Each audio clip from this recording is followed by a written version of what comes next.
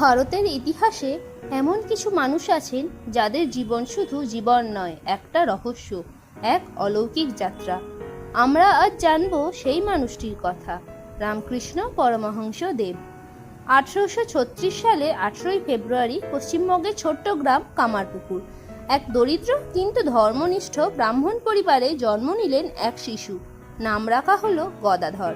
কিন্তু জন্মের আগেই শুরু হয়ে যায় অলৌকিক ঘটনা। তার মা চন্দ্রমণি দেবী দেখলেন এক জ্যোতি শিবলিঙ্গ থেকে বেরিয়ে তার গর্ভে প্রবেশ করেছে। তার বাবা ক্ষুদিরাম চট্টোপাধ্যায় স্বপ্নে দেখলেন ভগবান বিষ্ণুকে। গ্রামবাসীরা তখনই বুঝে গিয়েছিল এই শিশু সাধারণ নয়। ছোট থেকেই গদাধর ছিলেন আলাদা।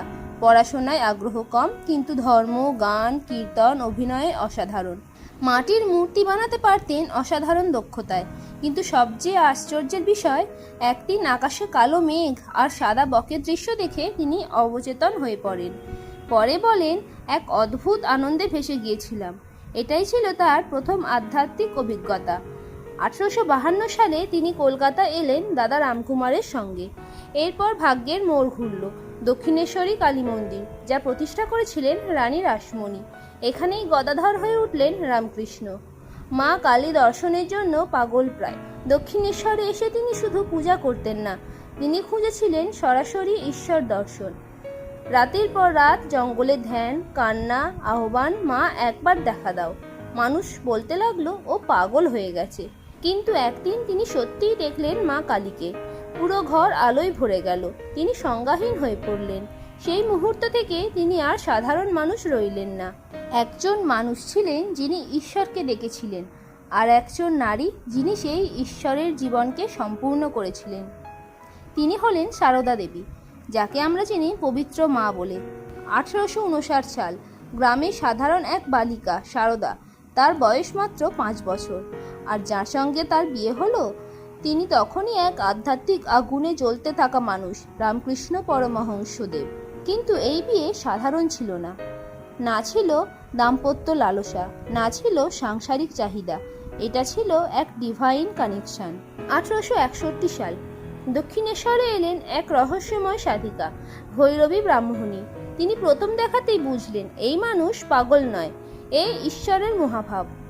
তার নির্দেশনায় শুরু হলো তন্ত্র সাধনা। 64 ধরনের সাধনা, কঠিন মানসিক নিয়ন্ত্রণ, গভীর ধ্যান। তন্ত্র সাধনা মানেই শুধু আচার নয়, এটা ছিল আত্মার চূড়ান্ত পরীক্ষা। রামকৃষ্ণ অর্থকে বলতেন মাটি, নিম্ন বর্ণের হাতে খেতেন এবং নিজের অহং সম্পূর্ণ ভেঙে ফেললেন। তিনি দেখাতে চেয়েছিলেন সবাই একই, সবাই ঈশ্বর। ভৈরবী ব্রাহ্মণী প্রকাশ্যে ঘোষণা করেন রামকৃষ্ণ একজন অবতার। তিনি শাস্ত্র দিয়ে প্রমাণ করেন রাধার মতো ভাব, চৈতন্য মহাপ্রভুর মতো প্রেম এবং ঈশ্বরীয় উন্মাদনা। ভৈরবীর সাহায্যে তিনি অর্জন করেন কুণ্ডলিনী জাগরণ, গভীর সমাধি এবং আধ্যাত্মিক শক্তি। তন্ত্রে কিছু বিপজ্জনক পথও আছে, কিন্তু রামকৃষ্ণ নিজে বলেন এই পথ খুব কঠিন, পতনের সম্ভাবনা বেশি, তাই এই পথ এড়িয়ে গিয়েছিলেন তিনি। বহু বছর পর সারদা দেবী এলেন দক্ষিণেশ্বরের কালী মন্দিরে। তিনি ভাবছিলেন স্বামী কি সত্যিই পাগল হয়ে গেছেন, কিন্তু সামনে যা দেখলেন, একজন মানুষ যিনি প্রতিটি নারীর মধ্যে দেখেন মা কালীকে। একদিন শ্রী রামকৃষ্ণ একটি অভূতপূর্ব কাজ করলেন। তিনি সারদা দেবীকে বসালেন দেবীর আসনে আর তাকে পুজো করলেন মা কালী রূপে। এই ঘটনাকে বলা হয় ষোড়শী পূজা। এখানে স্বামী স্ত্রীর সম্পর্ক বদলে গেল। তিনি আর স্ত্রী নন, তিনি হলেন মা। রামকৃষ্ণ ছিলেন আগুন, কিন্তু সারদা মা ছিলেন শান্ত গঙ্গা। তিনি কখনো সামনে আসেননি, কখনো প্রচার করেননি, তবুও তার মধ্যে ছিল অসীম সহনশীলতা, অসীম ভালোবাসা এবং নিঃশর্ত ক্ষমা। তিনি বলতেন, যদি শান্তি চাও, কারো দোষ দেখো না। একদিন এক যুবক এলেন, যুক্তিবাদী, নাস্তিক, প্রশ্নবাজ। তিনি হলেন স্বামী বিবেকানন্দ। তিনি প্রথম প্রশ্ন করলেন শ্রীরামকৃষ্ণকে, আপনি কি ঈশ্বর দেখেছেন? শ্রীরামকৃষ্ণ বললেন, হ্যাঁ, তোমাকে যেমন দেখছি তার থেকেও স্পষ্ট। এই উত্তর বদলে দিল ইতিহাস। 1893 সালে শিকাগোতে বিশ্ব ধর্ম মহাসম্মেলন। বিবেকানন্দ সারা পৃথিবীকে জানালেন সব ধর্ম একই সত্যের দিকে যায়। এটাই রামকৃষ্ণের শিক্ষা, যত মত তত পথ। বিবেকানন্দ তৈরি করলেন রামকৃষ্ণ মিশন। মূল মন্ত্র শিবজ্ঞানে জীবসেবা, অর্থাৎ মানুষের মধ্যে ঈশ্বরকে দেখা। 1885 সালে শ্রী রামকৃষ্ণের গলায় ক্যান্সার ধরা পড়ে, তবুও তিনি থামেননি। শিষ্যদের শিক্ষা দিয়েছেন, আধ্যাত্মিক আলো ছড়িয়েছেন। শেষ মুহূর্তে বিবেকানন্দকে বলেছিলেন, সব শক্তি তোকে দিয়ে গেলাম।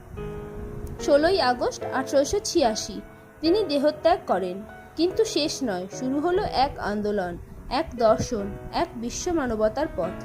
যখন রামকৃষ্ণ দেহত্যাগ করেন, সবাই ভেঙে পড়ে, সব শিষ্য দিশেহারা। কিন্তু তখনই সামনে এলেন মা শারদা। তিনি হয়ে উঠলেন শিষ্যদের আশ্রয়, আধ্যাত্মিক পথপ্রদর্শক, এক জীবন্ত মা। ভিডিওটি ভালো লাগলে অবশ্যই লাইক ও শেয়ার করুন। যদি কোনো কিছু জানতে চান বা আপনার কোনো মতামত থাকে, তাহলে কমেন্ট করে আমাদের জানাতে পারেন। আর এমন আরও নতুন নতুন ভিডিও পেতে আমাদের চ্যানেলটি সাবস্ক্রাইব করতে ভুলবেন না। ধন্যবাদ।